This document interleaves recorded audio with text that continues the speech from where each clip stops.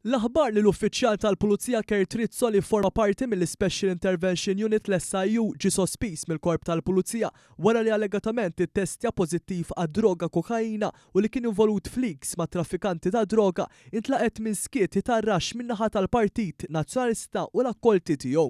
Il-kelliem nazzjonalista l-ġustizzja Carol Aquilina dak għall-intern Darin Karabot u l-akkolti tagħhom ewlenin fosthom l-eks deputat u avukat ta' Repubblika Jason Azzopardi u Robert Aquilina u Carol Aquilina u nutar tal-Kurja tal-Arċisqof u wieħed mill-ewlenin ta' Repubblika ma sabu xejn xi jgħidu.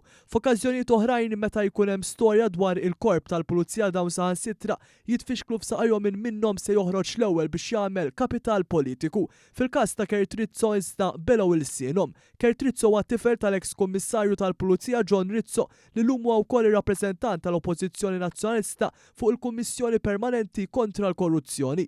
Kurt Rizzo li allegatament ittestja pożittiv għad-droga kokaina u li kien involut fliks ma' traffikanti ta' droga jagħmilha wkoll ta' security mal-President tal-Parlament Ewropew Roberta Metsola kull meta tkun f'pajjiżna.